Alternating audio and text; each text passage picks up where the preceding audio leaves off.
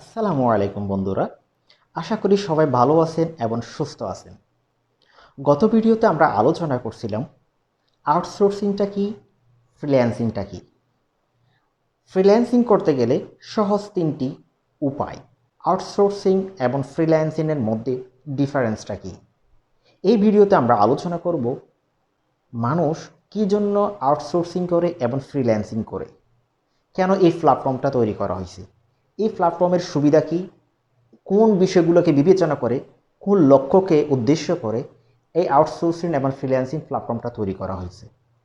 আর কথা না বাড়িয়ে এবার শুরু করা যাক। তার আগে বলে রাখি বন্ধুরা, আপনারা যদি কি আমার এই চ্যানেলে যদি নতুন হয়ে থাকেন তাহলে নিচের সাবস্ক্রাইব বাটনে ক্লিক করতে ভুলবেন না। আর যদি ক্লিক করে থাকেন তাহলে অসংখ্য ধন্যবাদ।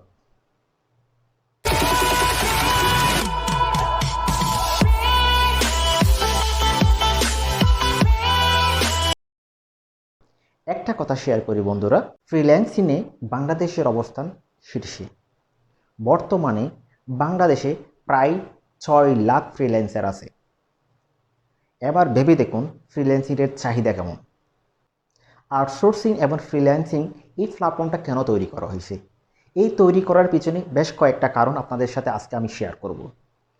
এক, এই প্ল্যাটফর্মটা তৈরি করার পিছনে প্রধান যেটা উদ্দেশ্য ছিল সেটা হচ্ছে কি ফ্লেক্সিবিলিটি, অর্থাৎ মানুষ যাতে স্বাধীনভাবে কাজ করতে পারে, যে কোনো জায়গা থেকে, যে কোনো প্রতিষ্ঠান থেকে, যে কোনো দেশ দেশান্তর থেকে, পৃথিবীর যে কোনো প্রান্তে, যে কোনো সময়ে সে তার ইচ্ছা মতো তার পছন্দের জায়গায় সে কাজ করতে পারবে। 2, সময় সেভ করা, অর্থের সেভ হচ্ছে এবং স্বাধীনতা রক্ষা পাচ্ছে। এই তিনটা বিষয় সেভ হচ্ছে এই ফ্রিল্যান্সিং এবং আউটসোর্সিং হওয়ার পিছনে। এই তিনটা বিষয়কে সেভ করার জন্য মানুষের টাকা, মানুষের সময় এবং স্বাধীনতা, এই তিনটা বিষয়কে বিবেচনা করে এই আউটসোর্সিং এবং ফ্রিল্যান্সিং প্ল্যাটফর্মটা তৈরি করা হয়েছে। সাপোজ আমি আউটসোর্সার, আমার একটা ওয়েবসাইট দরকার। এই ওয়েবসাইটটা যদি আমি করতে যাই তাহলে আমার প্রায় 60-70 হাজার টাকা খরচ হতো। সেই জিনিসটা যদি কি অনলাইন প্ল্যাটফর্মের মাধ্যমে যদি আমি করে থাকি তাহলে তার অর্ধেক টাকা আমার সেভ হবে। সেক্ষেত্রে মানুষ আউটসোর্সিং করে থাকে। সাপোজ আমার একটা ওয়েবসাইট দরকার, এই ওয়েবসাইটটা আমি ইউএসের একজন সেলার থেকে করতে চাচ্ছি। একজন ইউএসের ওয়েবসাইট ডিজাইনার এবং ডেভেলপারের সাথে আমি কথা বলে আমি তার থেকে সার্ভিসটা নিতে পারি। সেক্ষেত্রে আমি আউটসোর্সিংটা করলাম, আর ইউএসের সেলারটা সে ফ্রিল্যান্সিংটা করলো। সেক্ষেত্রে আমার ওয়েবসাইট করার জন্য ইউএসএ যেতে হচ্ছে না, আমি সেটা অনলাইন প্ল্যাটফর্মের মাধ্যমে করতে পারি। সেক্ষেত্রে আমি একজন ইউএসের একজন প্রফেশনাল ওয়েবসাইট ডিজাইন এবং ডেভেলপারের সাথে আমি কন্ট্যাক্ট করতে পারি। কন্ট্যাক্ট করে তার থেকে আমি আমার প্রত্যাশিত ওয়েবসাইটটা আমি বানাতে পারি। আমি একজন বাংলাদেশের ডিজিটাল মার্কেটার, আমি ইউকের একটা কোম্পানিতে ডিজিটাল মার্কেটিংয়ের জন্য আমি নিযুক্ত হলাম।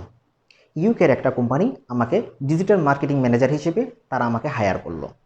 এক্ষেত্রে ফ্রিল্যান্সার হিসেবে আমার কি লাভটা হলো, এক্ষেত্রে আমি বাংলাদেশে বসে একটা ইউকের কোম্পানিতে জব করতে পারলাম।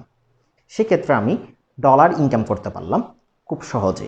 আমার ওই জবটা করার জন্য আমার ইউকে যেতে হয় নাই, পাসপোর্ট ভিসার প্রয়োজন হয় নাই। এটা হচ্ছে কি সেলারের বেনিফিট। এবার আসি আউটসোর্সারের বেনিফিটটা কি, অর্থাৎ বায়ারের বেনিফিটটা কি।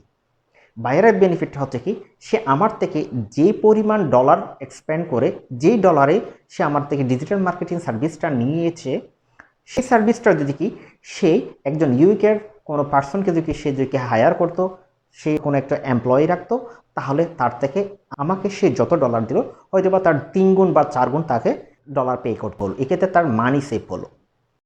বন্ধুরা, আপনাদের যদি আমাদের এই ভিডিওটা ভালো লেগে থাকে তাহলে নিচের কমেন্ট বক্সে আপনাদের মতামত জানাতে এবং আপনার বন্ধুদের সাথে শেয়ার করতে, লাইক করতে ভুলবেন না। ধন্যবাদ সবাইকে।